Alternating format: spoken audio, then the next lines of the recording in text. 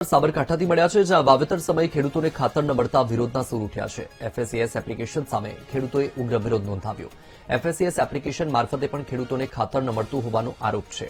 સાબરકાંઠા અને નવસારી જિલ્લામાં શરૂ કરાઈ એફએસસીએસ એપ્લિકેશન સર્વર ઠપ થતા મોટાભાગના વિસ્તારોમાં નોંધણી નથી થઈ રહી। સમયસર ખાતર નહીં મળે તો ઉગ્ર આંદોલનની ખેડૂતોએ ચીમકી પણ ઉચ્ચારી।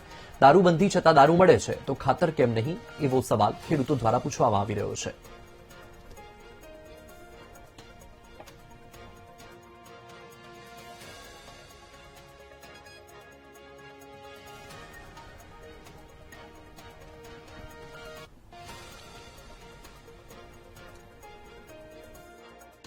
તે કામ ચાલુ છે પૂરજોશમાં। વરસાદના કારણે ખેતરને એમાં ખાતરની જરૂર છે, પણ સરકાર દ્વારા જે એપ્લિકેશનથી ખેડૂતોને ખાતર આપવાની વિચારણા લાગુ કરવામાં આવી છે, પણ એ અત્યારે થઈ શકે એવું નથી।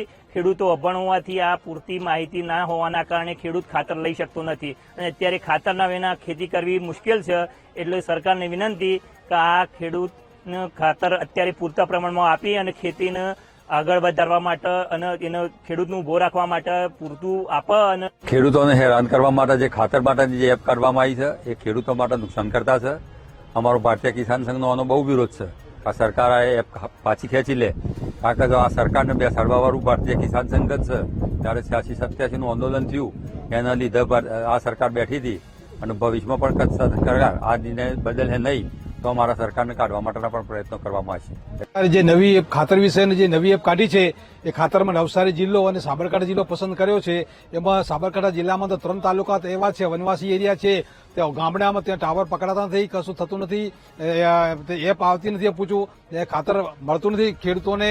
તો સરકારને વિનંતી છે કે આ જે નવી એપ કાઢી છે તો એ ખેડૂતો માટે બિલકુલ વ્યાજબી નથી। આ નવી ખાતર વિતરણ વ્યવસ્થામાં national framework for fertilizer cell અંતર્ગત ભારત સરકાર દ્વારા એક એપ્લિકેશન ડેવલપ કરવામાં આવી રહી છે, જે ખેડૂતોએ પોતાના મોબાઈલમાં એપ ડાઉનલોડ કરી અને ખાતરનું બુકિંગ કરવાનું રહેશે। ખેડૂત તેમના ઘરે બેઠે એમની પાક આધારિત જે કોઈ ખાતરની જરૂરિયાત હોય તેનું સિલેક્શન કરશે અને ખાતરની પસંદગી કર્યા બાદ ખેડૂત પોતે રિટેલર પણ પસંદ કરી શકશે, જેથી તેમને ક્યાંથી ખાતર ખરીદવું તે સુનિશ્ચિત થશે અને ખેડૂતને ઘરે બેઠા કેટલું ખાતર ને ક્યાંથી ખરીદવું તે સુનિશ્ચિત થયા બાદ તે ખાતર બુકિંગ કર્યા બાદ બીજા 2 દિવસમાં તેની ખાતરની ખરીદી કરી શકશે।